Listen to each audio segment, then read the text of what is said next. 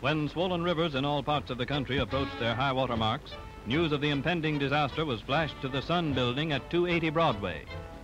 Coming into this room where the tickers of the news gathering agencies are installed.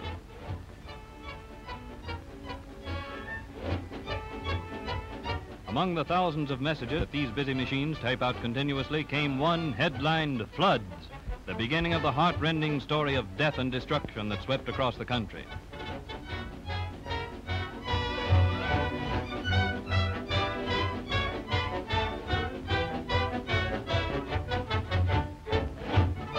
As fast as the ticker types out the story, it's torn off and rushed across the city room, where work reporters who gather the local news and the rewrite men. It comes to the desk of Edmund Bartlett, city editor of the Sun. Mr. Bartlett indicates the position that this particular piece of news is to occupy in the next edition and passes it on to the copy desk.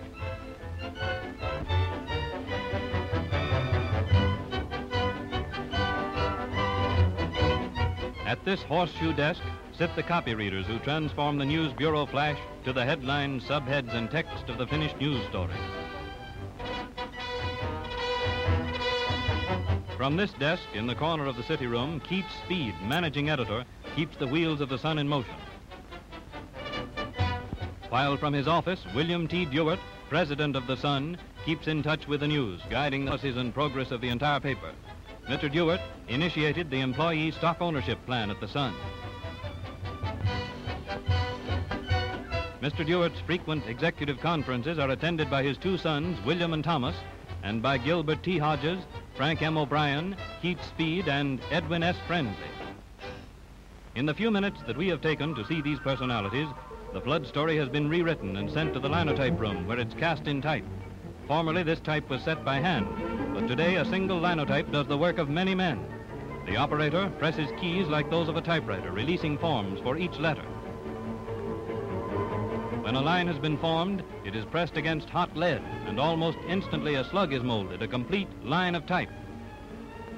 From the linotype, the slugs go to another part of the composing room, where skilled compositors arrange them into columns in the page form, under the headline which is set by hand.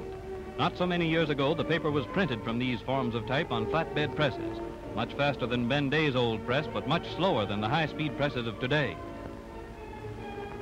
After the form is locked up so the type cannot fall out, it is slid onto a truck. The next production step is making the matrix. This is done by placing a heavy sheet of special paper, similar to blotting paper, over the form and passing both under a roller which presses the paper against the type.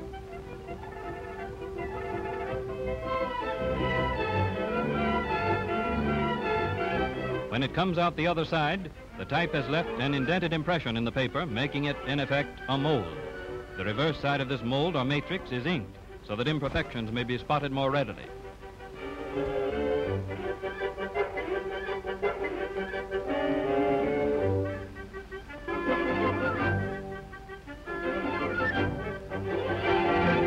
It is then placed in a steamer which stiffens and curves it.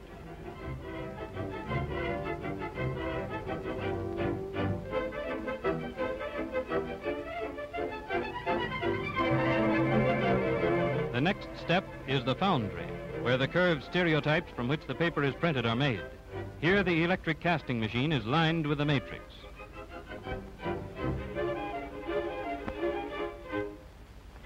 When it is fastened in place and the machine closed, hot lead is poured against the face of the matrix. In a few seconds it hardens, and the stereotype is formed, curved to fit the cylinder of the press.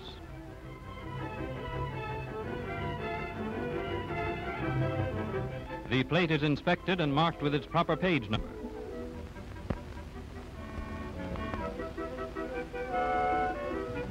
Next, the back is planed and grooved to assure a close fit on the press.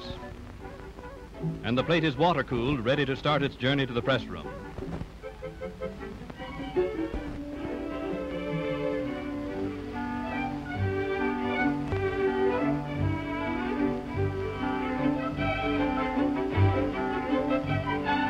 The escalator, which takes the plate to the press room gallery, runs under the floor beside the presses.